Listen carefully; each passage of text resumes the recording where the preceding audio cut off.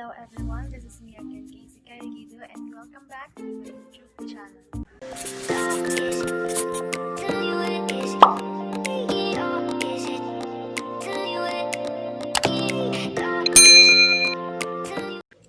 And for this video guys is magpapakulot ako, but not in salon, but only here in our house. So guys, I tried kulot for 2 times and okay naman yung results. Maraming nagtatanong sa akin or nagchat sa Facebook na saan daw ako nagpapakulot dahil ang ganda. And iba nga magtatanong kung meron ba daw kaming salon kasi paiba-iba daw yung hairstyles ko. But guys, no. Yung ate ko lang talaga yung gagawa ng kulot ko. But ang budget lang guys is not more than 70. Dahil tatlo lang yung kailangan, yung pagoda, silver swan na suka, at cream silk. So, ang pagoda is mabibili sa Mercury Drug. So, bibili pa ako. And, yung suka, nasa sari-sari stores lang. And, madali na talaga hanapin yung ingredients niya. And, wait. And, nakita niyo naman yung hair ko guys, diba na straight na straight. So, see you later after I will buy all the needs.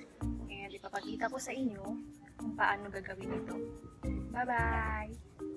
So guys, I'm here na. Galing ako sa Mercury Drug at sari-sari store para makabili ng pagoda at suka at cream silk. So, ito yung pagoda. Yung price niya is 44.75.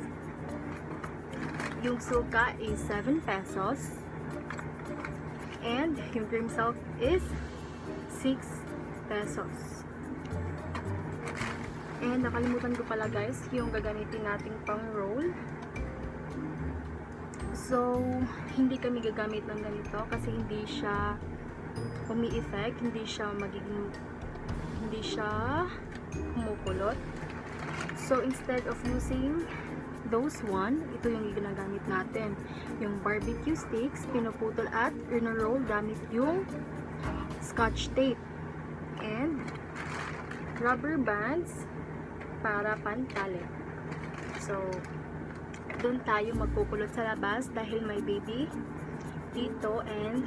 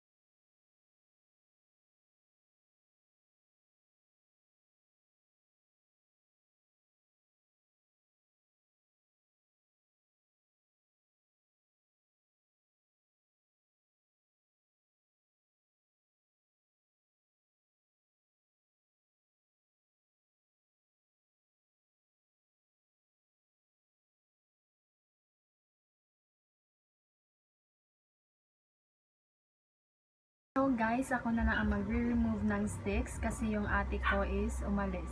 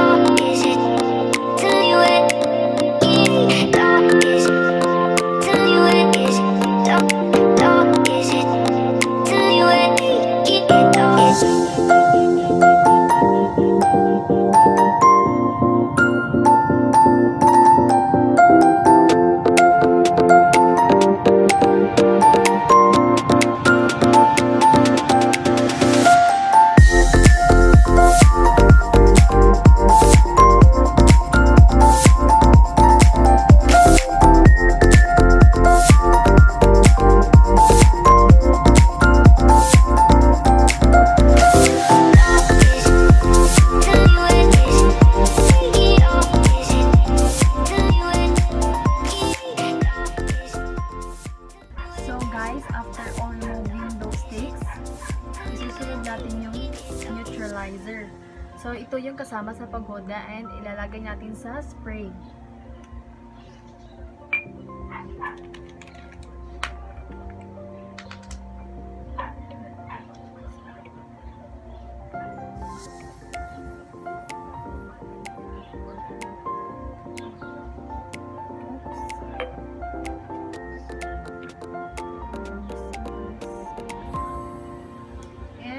Spray it to your hair, yung my girls.